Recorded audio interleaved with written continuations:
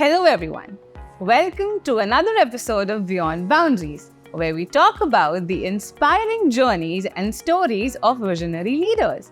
Today, I have the privilege of introducing an edu leader, a mentor, head of faculty department of English from Darshan Academy and the senior coordinator as well.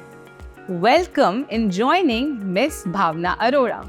Hello, ma'am. Hello, how are you? I am good. How are you? Doing good. It's a privilege introducing yourself, and just it gives goosebumps about all your accomplishments that you have done, adding so much wings to your success. I got inspired just introducing you. होता है ना ma'am, कई बार जैसे हम कुछ बोल रहे होते हैं, then we have that fear, कुछ गलती से गलत निकल जाए तो, and then that fear is still in students. वो बोलना चाहते हैं English, but कहीं ना कहीं वो जो एक scare हो जाते हैं ना. So how do you have that practices in your classroom that just be upfront about it? It's okay if you're not wrong. वो क्या ऐसी techniques है जो आप बताते हैं? Basically, we always try to make them feel at home in the class. We always tell them that we're all sailing in the same boat, because I always tell them that I'm learning from you and you are learning from me. Because what we believe that children are living in an info age. Information is traveling to them from all sorts of corners. So, sometimes they also tell me something and they inform me something, and I always thank them for whatever they have told. So that way, we create a kind of comfortable atmosphere around them so that they feel comfortable that it's okay not to be okay. It's okay if they commit mistake, because all of us do it. So, Exactly. Once we make them comfortable, and then we give them the practice actually for listening and speaking. There are a number of activities that we involve them. Then there are some assessments that we involve them. So because of which, like ALS is the assessment for listening and speaking, that's mandated by CBSE That's in grades nice. 9 to 12. So we give them a lot of practice for that, and then once they're given the opportunities to take part, they feel very comfortable, and they never realize that while playing, while learning by doing, they learn certain things. So that's because we always think that language is a skill. Like they learn driving, that they learn cooking, they learn swimming. That's how they learn speaking also. It's a medium. Absolutely. It's a medium. So we never tell them that you need to take it separately as a subject. It's a medium. So once you learn conversing in English or using English for writing their answers, they will have a better impact on writing the answers in other subjects as well, because that's a medium. Since you are a certified Microsoft Innovative Educator, how do you implement technology in your teaching methodologies? See, technology is the future. It Absolutely. is here and is going to stay. So anybody who is not compatible with this is going to be lagging behind. So we do not want that. That is why we have smart boards in our all the classrooms, and then we have our school's website wherein we have prepared all the lesson, and we have our PPTs and lessons, and they have already been uploaded there for students. The practice started after this COVID time, because we wanted that children should not be left behind. They should be learning it well, because we were not sure whether they have actually learned everything during online classes. Although we tried to make them, keep their cameras on and attending all the classes, yet we were not sure. So we prepared all the lessons and we uploaded there so that they can, find it as a ready reckoner. Anytime they want, they can always be in touch and can do it. So that was the thing. And now we have smart boards, and we have number of things available on YouTube and otherwise also. There are many informative things that are available that is being exchanged by other language teachers also. So we are into the exchange, and we keep getting the best things and keep providing to our students through WhatsApp, through the PPTs, or there are many other things that are available. So we make sure that our children are updated and they keep getting the information. So what are those things that teachers discuss in a staff room, which all the audience are very much interested to know? If you could tell us. Actually, we always tell them that teachers are the ones who are not to pass on the group of students with a label. True. So what do?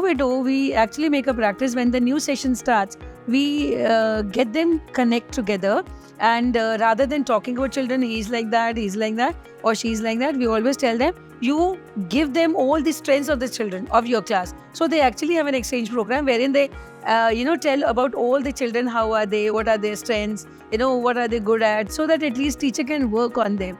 So that's how they go on. So once these things are done, I don't think they talk about anything negative about children.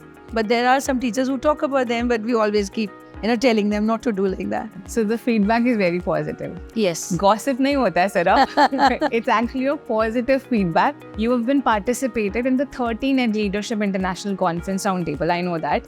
And there you talked about spiritual curriculum. So I would really want you to tell our audience, what is this curriculum all about and how is it beneficial to the students in their teaching practices? That's what I'm telling you, because, once they are into it, we make sure that we give them very less theoretical part and more of the practical thing. So there are the curriculum is divided in such a way wherein the assessment also, like there are only 40 marks for the written test and there are 40 marks for their, the projects that they're involved in, the formative assessment through which actually we can train them. And then there are 20 marks only for the class behavior. So if they're actually bringing it into practice, because nowadays if you see NEP that talks about learning outcomes. Absolutely. Earlier we were talking about the learning objectives. Yes. So that was only teacher oriented. I wanted my children will be doing this and they will be able to do this. Things are done. But when I talk about learning outcomes, I actually want to see it in the behavior of my children, whether they have actually implemented of all that they have learned or not.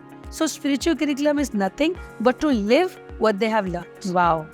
Very nice, very nice. So suppose I'm talking about kindness and I see my child is going out and learning. He's not been kind and not speaking good to the beggar or somebody. And suppose we talk about conflict resolution and I see that he has a fight with his friend there. So we actually give them the practice in such a way so that they're able to resolve their own conflicts. Otherwise, you see generally children, they come to teacher's table every time and they say, ma'am, he has taken he's taken my pencil box, he's taken my eraser, he's sitting on my seat. But once they know all the techniques, it becomes very easy to resolve their own conflict within themselves. And one more thing, like CBSE also says that we don't have to have corporal punishment, So if you don't have to have corporal punishment, you want to have the discipline also.